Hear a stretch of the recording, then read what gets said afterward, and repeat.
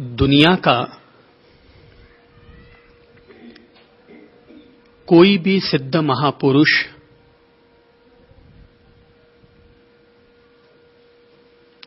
किसी भी व्यक्ति को अपने जीवन का रहस्य प्रदान करता है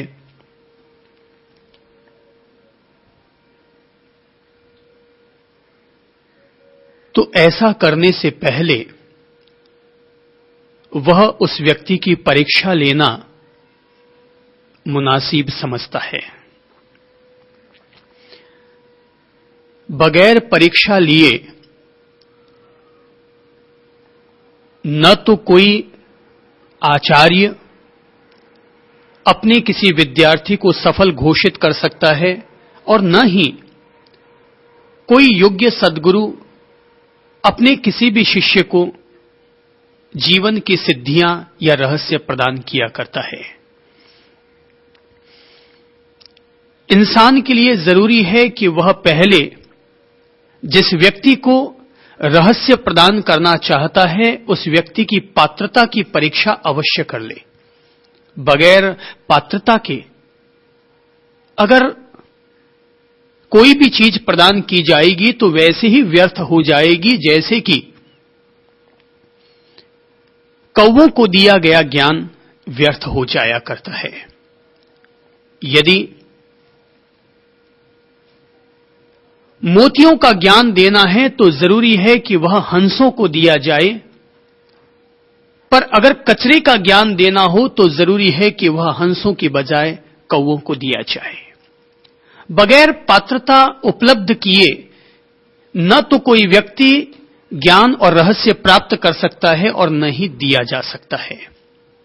यमराज ने नचिकेता की परीक्षा लेने के लिए ही यह कहने की कोशिश की थी कि हे वत्स, तू अपनी ओर से आत्मज्ञान और मृत्यु के रहस्य के बारे में मुझसे सवाल मत कर। अगर तुम्हें चाहिए तो मैं तुम्हें धरती की अकूत संपदा दे सकता हूं, तीनों लोगों का साम्राज्य तुम्हें प्रदान कर सकता हूं, तुम्हें इतना धन दे सकता हूं कि तुम्हारी जिंदगी में 7 पीढ़ियों तक खत्म न हो सके।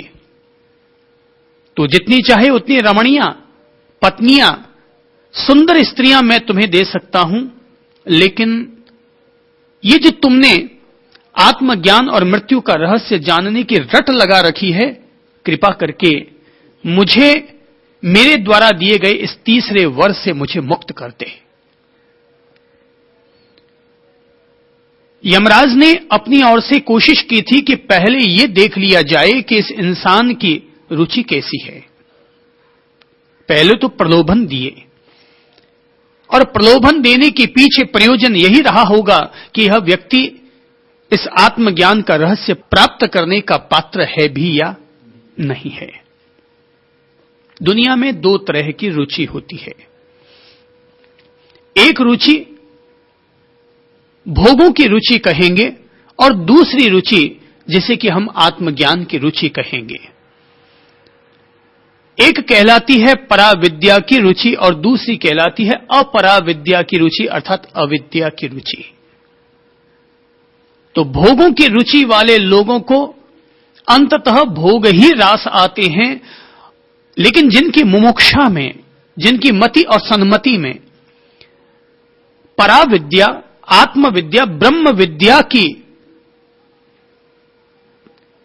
सद्भावना है, प्यास है, अभीप्सा है, वे लोग 100 प्रकार के भोगों का त्याग करके भी अपनी आत्मविद्या को ही प्राप्त करना अपने लिए श्रेयकारी समझा करते हैं। यमराज ने अपनी ओर से कई तरह के प्रलोभन दिए, लेकिन नचिकेता किसी भी प्रलोभन से प्रलोभित नहीं हुए। पुराने जमाने की कहानी है।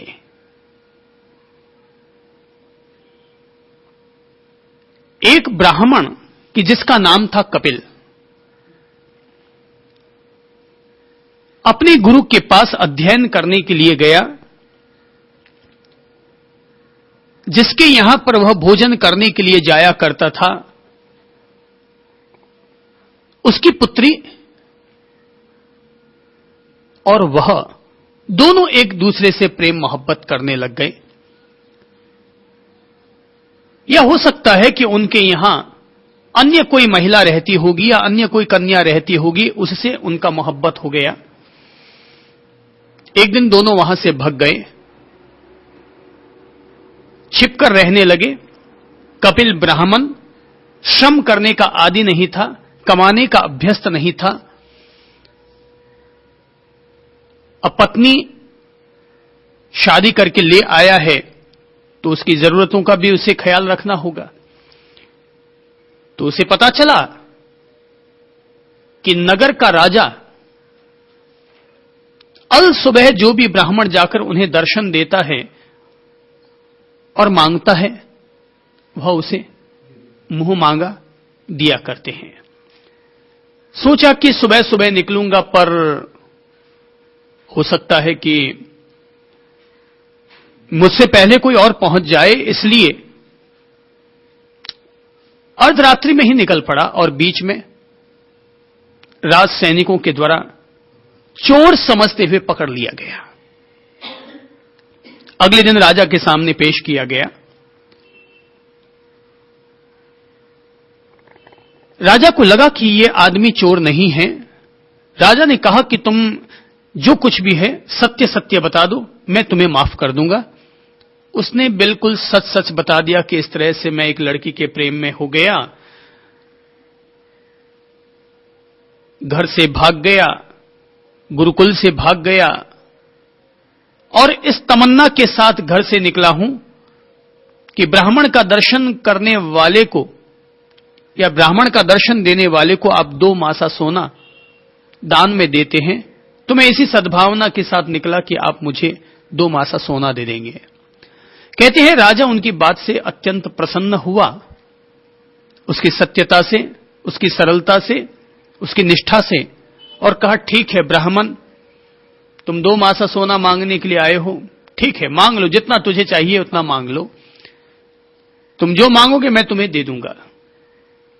अब ये इंसान का मन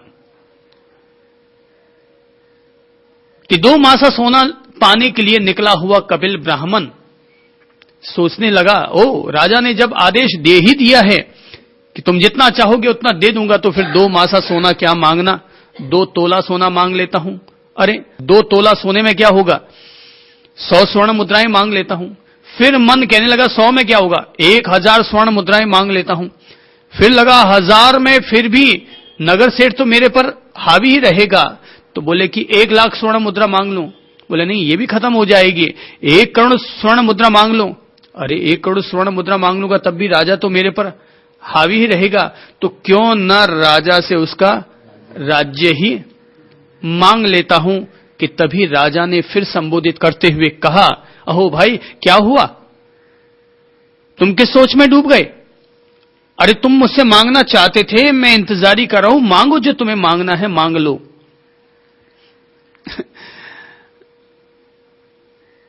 कपिल जैसे ही कहने को तत्पर हुआ कि राजन मुझे आपका राज्य चाहिए, आप मुझे अपना राज्य दे दीजिए, कि तभी उसके मन ने फिर करवट बदली और तब मन कहने लगा, अरे बेवकूफ, तू भी कैसा स्वार्थी आदमी है। अरे जो राजा तुझे संपन्न करने के लिए तुझे ये वचन दे चुका है कि जो तुम मांगेगा वो मैं तुम्हें दूंगा, तो क्या तुम उनसे उसका राज्य ही मांग लोगे। अहो, मैं 2 मासा सोना पाने के लिए निकला हुआ ब्राह्मण पूरा राज्य मांगने को तत्पर हो गया, तो इसका अर्थ यह हुआ, तो क्या मैं राज्य प्राप्त करके भी तृप्त हो जाऊंगा। बस मन ने फिर करवट बदली। उसे लगा कि राज्य प्राप्त भी कर लूंगा तब भी कोई दूसरे राजा आएंगे, मुझ पर आक्रमण करेंगे, फिर मैं सड़क पर था वापस सड़क पर आ जाऊंगा। तो इसका अर्थ यह हुआ कि पाने से तृप्ति नहीं होती। राजा ने पूछा, कहो वत्स तुम्हें क्या मांगना है। उसने कहा, नहीं राजन, अब मुझे कुछ नहीं मांगना। बोले क्यों, क्या हुआ। बोले अब मुझे इस बात का आत्मज्ञान हो गया, अब मुझे इस बात का जीवन बोध हो चुका है कि ज्यों ज्यों इंसान को लाभ होता है त्यों त्यों लोभ और बढ़ता चला जाता है। ज्यों-ज्यों लाभ होता है त्यों-त्यों लोभ और ज्यादा बढ़ता चला जाता है। तो अब मुझे इस बात की समझ आ चुकी है कि इंसान को अगर सोने और चांदी के कैलाश जैसे असंख्य पर्वत मिल जाए तब भी इंसान का मन तृप्त नहीं होता। यमराज ने भी नचिकेता के मन को टटोलने की कोशिश की। हो सकता है कि नचिकेता के मन में भी आया होगा कि जब यमराज अपनी ओर से जो चाहूं सो देने को तैयार है तो क्यों न ये सब चीजें मांग लूं। पर नचिकेता एक ज्ञानी व्यक्ति था, उम्र बाल वय की थी। दुनिया में कुछ लोग ऐसे होते हैं जो छोटी उम्र में भी प्रबुद्ध होते हैं, और दुनिया में कुछ बूढ़े लोग भी ऐसे होते हैं जो बड़ी उम्र में भी बुद्धू होते हैं।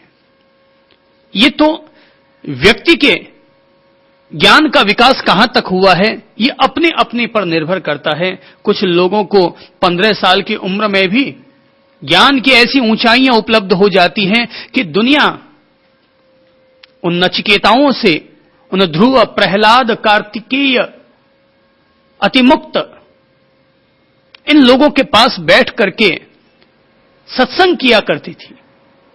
और कुछ लोग ऐसे होते हैं, ययाति जैसे लोग, कि बूढ़े हो जाते हैं, मृत्यु दहलीज पर आकर खड़ी हो जाती है, तब भी कहते हैं थोड़ा जीवन और मिल जाए, थोड़े भोग और भोग लूं, थोड़े सुख और प्राप्त कर लूं, अभी मेरे सपने अधूरे हैं, अभी मेरी तमन्नाएं अधूरी हैं। तो दुनिया में दोनों तरह के लोग होते हैं। नचिकेता जैसे लोग बाल वय में भी प्रखर ज्ञानी हो सकते हैं। दुनिया में लोग दो तरह से जगते हैं। एक तो तब जगते हैं जब उनको ठोकर मिलती है खाने को, और दुनिया में दूसरे लोग वे जगते हैं जिन्हें ठोकर खानी नहीं पड़ती, वे दूसरों को ठोकर खाते हुए देखकर खुद जग जाया करते हैं। ठोकर खाकर जगना जीवन का संन्यास है, पर दूसरों को ठोकर खाते हुए देखकर संभल जाना ये जीवन का आत्मबोध है, ये जीवन का आत्मज्ञान है।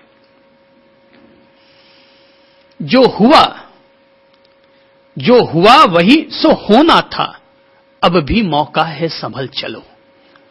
जो हुआ वही तो होना था, अब भी मौका है संभल चलो।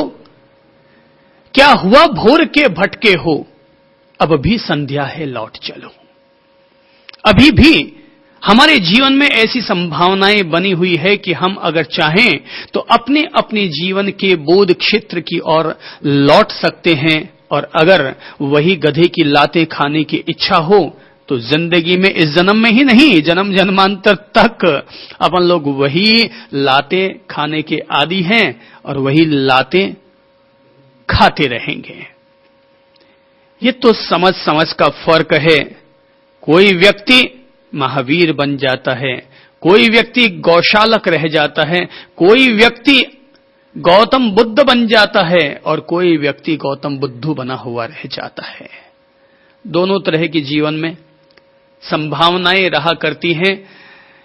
यमराज अपनी ओर से जब नचिकेता के साथ संवाद कर रहे हैं तो एक किशोर उनके सामने खड़ा है, तो देख लेना चाहते हैं कि वो व्यक्ति भोगों की तरफ रुचिशील है या योग की तरफ